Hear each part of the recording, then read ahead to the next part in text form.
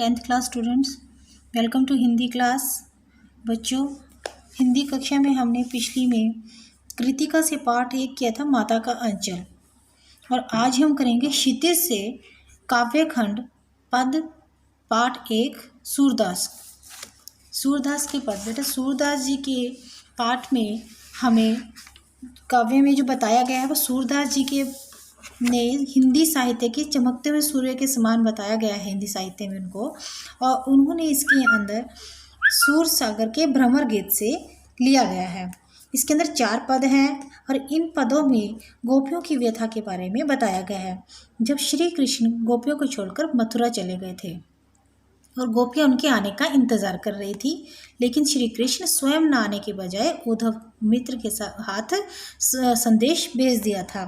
गोपियों को उद्धव ने योग संदेश दिया था। योग संदेश का अर्थ क्या है कि हर वक्त ये अनुभव करें कि श्री कृष्ण उनके साथ हैं, निराकार भगवान की पूजा करें। तो यही वो उद्धव जो है उनको बताने आए थे, परंतु ये सुनकर गोपियों की वेदना अधिक बढ़ गई थी और इस ज्ञान की बजाय वो कृष्ण जी का इंतज़ार कर रही थी। आइए पढ़ें कि इन पदों में अब वो क्या व्यथा और कैसे अपने प्रेम जो भक्ति है कृष्ण के प्रति कैसे प्रकट कर रही हैं। आइए पढ़ें वो क्या कहती हैं। बेटा, ये है आपका पहला पद, उधो तुम हो अति बड़ भागी। देखो, सूरदास जी कह रहे हैं इसके अंदर कि जो उधो है, तुम जो कृष्ण जी हैं, जब वो उधो को भेज रहे हैं मथुरा से ब्रज में गोपियों के समझाने के लिए, तो क्या कहते हैं वो वहाँ पर, उधो तुम हो अति बड़भागी। गोपियाँ उद्धव जी को कह रही हैं कि तुम बहुत ही बड़भागी यानी बहुत ही भाग्यवान हो, तुम बहुत अधिक भाग्यवान हो जो कृष्ण के अपरस रहत स्नेह तगा थे। स्नेह तगा यानी प्यार, तगा यानी धागा। वो कहते हैं कि तुम बहुत भाग्यशाली हो जो कृष्ण के पास रहकर भी उनके प्रेम के धागे में नहीं बंधे। नाहिन मन अनुरागी, वे तुम्हारा जो मन है वो उनके प्रेम के में नहीं फंसा है। और पुरयनी पात रहत जल भीतर तारस देहे न दागी। अब वो क्या कहती हैं, पुरयनी पात यानी कमल का पत्ता, रहत जल भीतर रहता है जल के अंदर, तारस देहे न दागी, उसके बाद भी उसके ऊपर जो है कोई भी पानी का दाग नहीं पड़ता। जो जल महा तेल की गागरी, जैसे तेल की जो चिकनी जो घड़ा होता है, चिकना घड़ा, उसके ऊपर महा तेल की गागरी यानी घड़ा, उसके ऊपर जब तेल ज़्यादा लगा हो, चिकना घड़ा हो, उस पर बूंद न ताको लागी। बूंद यानी एक भी बूंद पानी की उसके ऊपर नहीं टिकती। अब वो क्या कहती हैं गोपियाँ, प्रीति नदी में पाँव न बोरियो। प्रीति नदी प्यार की नदी में, पाँव यानी पैर, बोरियो यानी डुबाना। वो क्या कहती हैं कि तुमने श्री कृष्ण के प्रेम में जो है नदी में अपना पैर नहीं डुबोया है। हम तो इस कृष्ण से क्या कहती हैं, दृष्टि न रूप परागी, तुमने उनसे प्रेम नहीं किया और उनके प्रेम नदी में पैर नहीं डुबाया है। अब वो क्या कहती है, सूरदास अबला हम भोरी, क्या कह रही हैं वो यहाँ पर आपको कि सूरदास जी कहते हैं कि गोपियाँ अपने आप को बहुत ही भोली कहती हैं और क्या कहती हैं कि हम कृष्ण जी से इस तरह से प्रेम करती हैं, उनके प्रेम में ऐसे पड़ी हुई हैं जैसे गुड़ चाटी जो पागी। गुड़ यानी गुड़, चाटी यानी चींटियाँ, जो जैसे पागी यानी टली हुई हैं। वो कहते हैं कि जैसे चींटियाँ गुड़ के अंदर उसमें घुस जाती हैं और अपने प्राण खो देती हैं, उसी तरह हम कृष्ण जी से प्रेम करती हैं। हाँ जी बेटा, ये अब दूसरे पद में वो क्या कह रही है, मन की मन ही मांझ रही। मन यानी अपने मन की, मांझ यानी भीतर ही मांझ रही। अब इसमें क्या कहती है गोपियाँ, अपनी व्यथा का, कृष्ण जी के प्रेम की जो व्यथा है उसका वर्णन करती हुई क्या कह रही हैं कि उनकी अभिलाषाएं कहिए जाइए कौन पे उधो नाही परत कही। परत यानी पड़ता है, कोई फर्क नहीं पड़ता। वो क्या कहती हैं, उनकी मन की अभिलाषाएं मन में ही रह गई हैं, उनकी व्यथा सुनने के लिए अब कोई भी नहीं है। अवधि आधार आस आवन की अवधि आधार यानी बहुत लंबा समय हो गया, आस आवन की इंतजार कर रही हैं। तन मन विधा सही, विधा यानी अपनी व्यथा सुनाना, अपनी बात बताना सही। अब वो क्या कह रही हैं कि हम कृष्ण जी के, उनके मन में कृष्ण जी के लौटने की आस थी, जो अब समाप्त हो गई है, कि उनके आने पर अपनी व्यथा को सुनाएंगी। अब इन योग संदेशनी यानी जो उद्धव जी लेकर आए हैं योग संदेश कि कृष्ण जी जो है मन में है और वो तुम्हारे चारों तरफ वाला संदेश जो है कि सन्यासी वाला, तो वो कहते हैं संदेशनी सुनी। अब जब कृष्ण जी वापस नहीं आए हैं तो क्या कहती हैं, उद्धव के योग संदेश को सुनकर गोपियों की व्यथा और अधिक बढ़ गई है। सुनी व्यथा सुनकर और अधिक उनके प्रति जिज्ञासा बढ़ गई है। बिरहिनी बिरह दही, बिरहिनी बिरह दही यानी कि वो अब और भी अधिक व्याकुल हो गई हैं, विरह उनका और अधिक बढ़ गया है। चाहती हुती गुहारी जीतही ते, क्या कह रही हैं वो, अब आपको गुहारी यानी पुकार, अब वो कह रही हैं कि अब कृष्ण ही मर्यादा का जो है पालन नहीं कर रहे हैं, मर्यादा उतते धार वही। और वो क्या कह रही हैं, हाँ जी, क्या कहती हैं कि अब उनके अंदर जो है व्यथा, चाहती हुती गुहारी जीती, कि वो चाहती हैं कि अपने हृदय की गुहार वहाँ तक पहुँचाए, परंतु वहाँ से उधर से कोई भी संदेश नहीं आया है। और सूरदास जी द्वारा वो क्या कहती हैं कि अब धीर धरही क्यों मर्यादा ना लही। अब वो क्या कहती हैं, धीर धरी ना, मतलब अब हमें भी मर्यादा हमने छोड़ दी है। और वो कृष्ण जी को कह रही है मर्यादा यानी क्या होती है, मर्यादा ना लखी यानी नहीं रखी है। वो कृष्ण जी ने कहा को कह रही हैं कि उन्होंने कौन सा अपनी मर्यादा का पालन किया है, वो तो हमें मिलने भी नहीं आए, हम ही क्यों मर्यादा का हर वक्त पालन करें। कि हाँ जी बेटा, अब देखो क्या कह रही है वो आपको, हमारे हरि हारिल की लकड़ी मन क्रम वचन नंद नंदन और यह दृढ़ करी पकड़ी।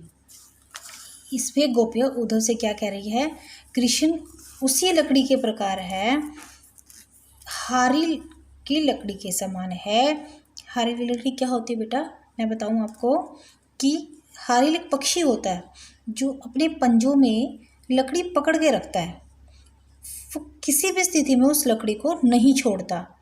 अगर उसने उसे छोड़ दिया तो उसे लगता है कि वो गिर जाएगा।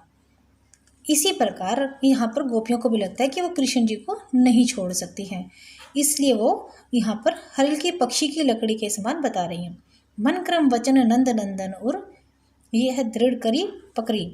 क्या कहती हैं गोपियाँ कि वो मन से, वचन से, कर्म से नंद नंदन यानी कृष्ण जी, और यानी हृदय, हमारे हृदय में नंद नंदन यानी श्री कृष्ण भगवान बक्से हुए हैं, यह दृढ़ करी पकड़ी।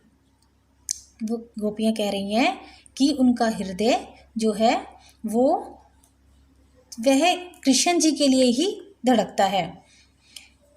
जागत सोवत स्वप्न दिवस निसी, क्या कहती हैं वहाँ पर गोपियाँ आपको, और कि वो हर समय उनके ध्यान में ही रहती हैं, जब सुबह उठती हैं तब भी और सोते वक्त भी। काना काना जकरी, वो हर वक्त श्री कृष्ण का ये रटन करती रहती हैं। सुनत जोग लागत है ऐसो जैसो करोई ककड़ी। अब वो क्या कह रही हैं कि अब ये योग की बातें सुनकर उन्हें ऐसा लगता है, करोई यानी कड़वी, ककड़ी यानी ककड़ी, योग की बातें सुनकर उन्हें अब ऐसा लग रहा है जैसे कड़वी ककड़ी के समान कुछ उन्होंने खा लिया हो या कड़वी ककड़ी के समान हो।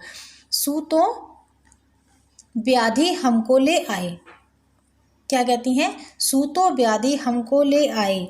अब वो क्या कहते हैं, खुद ही तो अब हमें यहाँ तक वो ले आए हैं, देखिए सुनी ना करी, और अब योग की बातें हमारे लिए भेज दी हैं। अब वो क्या कहती हैं कि उद्धव की योग शिक्षा उन लोगों को दो जिनका मन अस्थिर होता है, हम श्री कृष्ण के प्रति पूरी तरह से निष्ठावान हैं। यह तो सुर तीन ही ते सौंपो जिनके मन चक्री यानी घूमता रहता है, स्थिर नहीं रहता जिनका। तो वो यहाँ पर ये कह रही हैं पद में कि हम सूरदास जी क्या कह रहे हैं कि गोपियाँ उद्धव से कह रही हैं कि योग की शिक्षा तो उन लोगों को दो जिनके मन स्थिर नहीं होते, चाहे घूमते रहते हैं, चक्कर लगाते रहते हैं। हम तो कृष्ण के प्रति पूरी तरह से निष्ठावान हैं, हमारे हृदय में श्री कृष्ण भगवान पूरी तरह से बसते हैं। हाँ जी बेटा, अब चौथे पद में देखो, हरि है राजनीति पड़ी आए, समुझी बात कहत मधुकर के समाचार सब पाए। अब इस पद में उद्धव जो है को क्या बता रही हैं गोपियाँ कि जो उद्धव हैं वो राजनीति पढ़कर आए हैं, उन्हें वो भ्रमर बता रही हैं, भंवरा बता रही हैं। समुझी बात कहत मधुकर के समाचार सब पाए कि श्री कृष्ण जी ने उन्हें उद्धव से बात कर समाचार मिल गए हैं कृष्ण के सारे। और एक तो वे पहले से ही चतुर हैं, वो क्या कहती हैं, समुझी बात कहत मधुकर के समाचार सब पाए, कि उद्धव से बात जो कृष्ण जी ने भेजी है कहकर वो सारे समाचार उन्हें मिल गए हैं। एक अति चतुर होते पहले से, एक यानी एक, अति यानी बहुत अधिक, चतुर यानी चालाक, होते पहले से ही श्री कृष्ण तो बहुत अधिक चालाक थे। अब गुरु ग्रंथ पढ़ाए और अब तो उन्होंने गुरु से शिक्षा भी प्राप्त कर ली है। अब तो वो और अधिक बुद्धिमान हो गए हैं, राजनीतिज्ञ हो गए हैं। बड़ी बुद्धि जानी जो उनकी, जोग संदेश पठाए। अब वो क्या कह रही हैं कि हे उद्धव, पहले के लोग बड़ी बुद्धि जानी तो उनकी, जोग संदेश पठाए। अब वो क्या कहती हैं कि अब उनकी बुद्धि इतनी अधिक हो गई है कि उन्होंने हमें जो योग संदेश जो है भेज दिया है।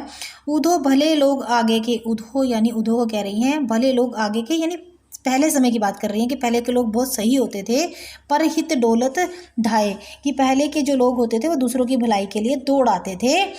अब अपने मन फेर पाइए हैं, चलत जू हुते चुराए। अब वो क्या कहती हैं कि अब वो समय क्या है, पहले वाला चला गया है। जो है श्री कृष्ण जी को क्या कह रही हैं, जो हमारा हृदय अब अपने मन फेराए पाइए, चलत न जुते चुराए, ते क्यों अनीति करे आपनो, जे और अनीति छुड़ाए। तो वो क्या कह रही हैं कि वो तो हमारा हृदय पहले ही चुरा चुके हैं, अब हम उनके मन में बदलाव आ गया है, अब उनका हृदय बदल गया है। ते क्यों अनीति करें, भी अब वो अनीति यानी अन्याय अपनों पे, अब वो स्वयं अपने पे अन्याय क्यों कर रहे हैं। जे और अनीति छुड़ाए, जो दूसरों को ही अन्यायों से छुड़ाते थे, अत्याचारों से बचाते थे, अपने लोगों पर वो क्यों अत्याचार कर रहे हैं। राज धर्म तो यही, राज यानी राजा का धर्म तो यही कहता है। सूरदास जी क्या कह रही हैं कि राजधर्म ये कहता है कि जो प्रजा ना जाहि सताए, प्रजा यानी जो जहाँ का वो राजा होता है और जो जनता वहाँ रहती है उसे प्रजा कहते हैं। कि राजधर्म ये कहता है प्रजा को सताया नहीं जाता, उनकी रक्षा की जाती है। इस प्रकार क्या कह रही हैं वो उसके अंदर कि गोपियों की रक्षा करने के स्थान पर उनके साथ अन्याय हो रहा है, कि गोपियाँ श्री कृष्ण से प्रेम भक्ति पूजा में इतनी लीन है कि वो हर वक्त कृष्ण का ही ध्यान करना चाहती हैं, वो उन्हें नहीं भुला सकती, इसलिए उन्हें योग संदेश देना बेकार है। तो ये था आपका बेटा पद थे आपके सूरदास जी के, जिसके अंदर गोपियों की व्यथा का वर्णन किया गया था, जो मैंने अभी आपको बताया है। उम्मीद है आपको समझ आ गई होगी। अब आप इसे ध्यानपूर्वक सुनेंगे।